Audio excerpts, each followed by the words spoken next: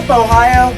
Hello, everybody, and welcome to the Broulis Beat Report. I am your host, Nick Broulis. This edition of the Broulis Beat Report is brought to you by Cafe 80s. If you enjoy 80s music, you'll want to check out a Cafe 80s show. Feel free to visit their actual website at thecafe80s.net, or you can find them on Facebook by typing in The Cafe 80s, or don't forget to download that Bands in Town app on your smartphone and search for Cafe 80s. That way you can follow them and even get email updates letting you know when they'll be at a venue next to you. Well, the Browns officially named Deshaun Kizer, the rookie out of Notre Dame, as their starting quarterback for 2017. And naturally, not just myself, but other national media outlets have received some criticism, if you will, that the Browns are starting a rookie quarterback and not giving him the chance to sit on the bench and learn. Well, I, for one, am the type of person where I'd rather have them start out on the bench, get a year under their belt at least, and watch from the sidelines. But here is the problem.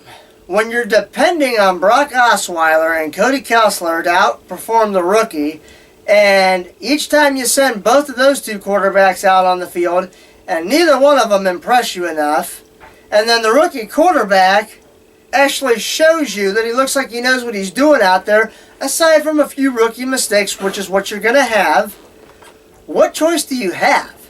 Alright? I realized the first two games that he played, he held onto the ball a little bit too long, and he took the sack, which isn't the best thing to do, obviously. But guess what? Here's the thing with the Browns. At the end of the 2017 season, they're going to have to find out, come next year's draft, do they take Sam Darnold or any one of the 4 or 5 quarterbacks that are coming out in next year's draft with their first pick in the first round, or does Kizer show enough by the end of the 2017 season to where they say, you know what, let's give him another weapon or two and see if that helps him progress.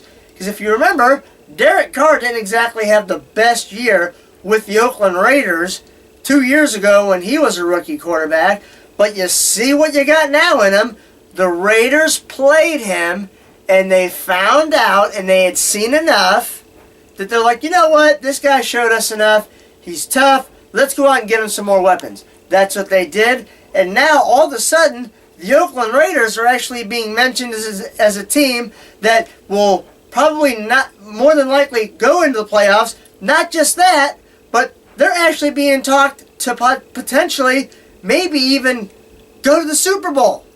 But they had to find out what they had in Derek Carr, even as bad as that team was. There's no expectations in Cleveland. I, for one, don't expect them to win more than 3 games. So, you know what? Why not? Let's find out what we got in Kizer. If he stinks, nobody expects him to do good. If he does good, surprise! Well, guess what? Looks like we don't have to draft a quarterback in the first round. Let's give this guy some weapons and let's see how good we can do in 2018 with giving him weapons. So, again, I'm that guy that I would rather just sit him on the bench, but neither Osweiler or Kessler proved to me to not make the decision to start Kizer. So, Kizer is your starting quarterback, and I am in agreement with the Cleveland Browns on this. Alright? Now, in terms of the running backs, Crowell, he will be the starting running back, and I think they're going to actually go with Matthew Days, the rookie running back out of North Carolina State, as the second running back, and he's going to be that change of pace, more shifty and speedy running back, and I think they're going to move Duke Johnson out to more of the slot wide receiver position, in my opinion. In terms of the wide receivers, you've obviously got Coleman and Kenny Britt they're going to start.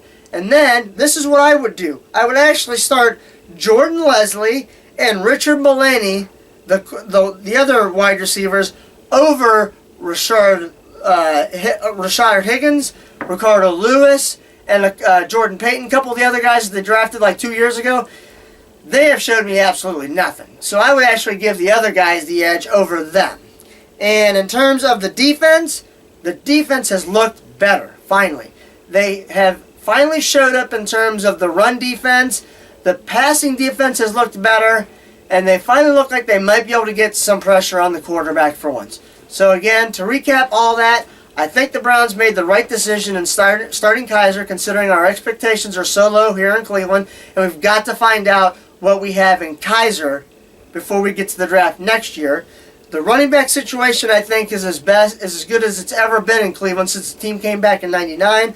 Wide receivers, I would go with Coleman, Britt, Leslie, and Mulaney as my 4 starting wide receivers, and the D has improved. Well, that does it for this edition of the Broulis Beat Report. You can feel free to tweet at me at mbroulis, that's N as in Nancy, B as in boy, ROULIS, or email me, nickbroulis8404 at yahoo.com. And until next time, have a good one, everybody.